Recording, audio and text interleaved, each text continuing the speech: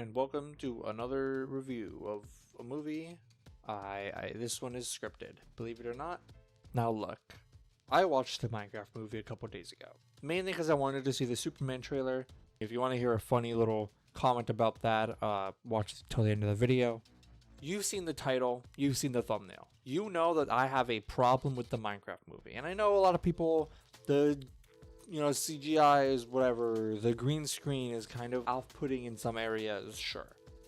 I don't mind that. And I frankly, I don't mind the realistic shit. I don't think this movie works if it's the fully 3D animated, looks just like Minecraft. And then the green screen would look worse if it looked like Minecraft. So it makes sense to green screen the characters in and then have it look a little bit more quote-unquote realistic. I don't mind them being able to build weird shit that's not in the game. It makes sense to me. They can do more with the stuff they have in the real world and their imaginations. That's fine. One of the creators of the movie said that they were paying an homage to the modding community. They take all these ideas and creativity from outside of the game and then they implement it into the game.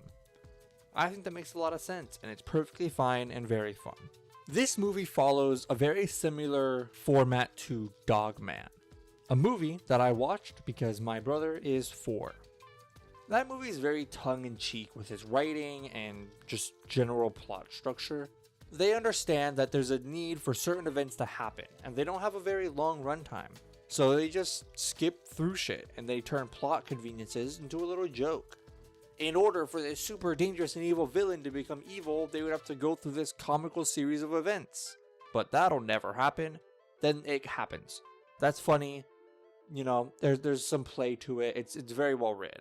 The story reason for this in the movie Dogman is that it's based on a book called Dogman that exists in the universe of a different book called Captain Underpants, where the main characters in that book make stories like Dogman and Captain Underpants, and they're 8 years old.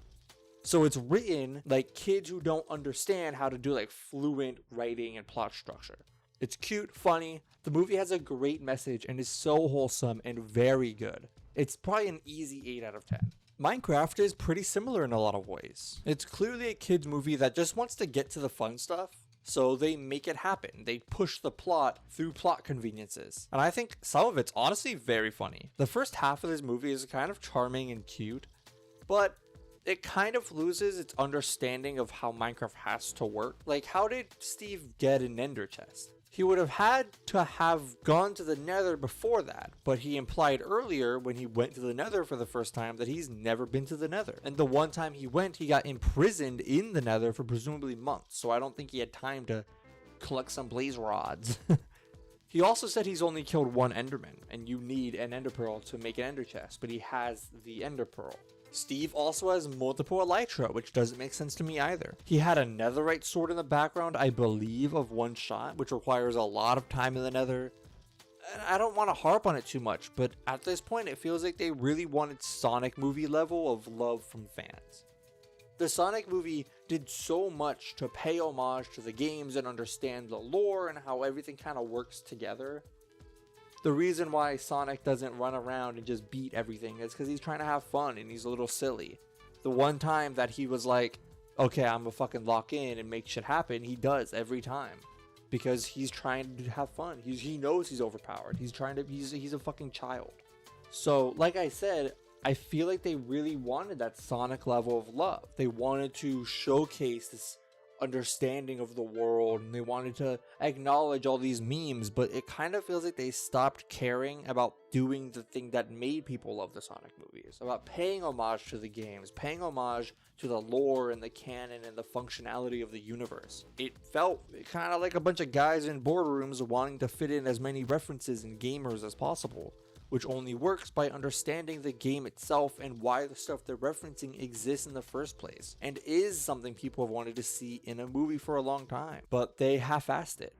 So I can only give this movie a 6 out of 10 at most, and it's that high because I thought it was genuinely funny and there was kind of cute moments a lot. Anyways, when the Superman preview started, a kid said, "Oh, is this the new Captain America movie?" And I wanted to leave the theater. Okay, goodbye.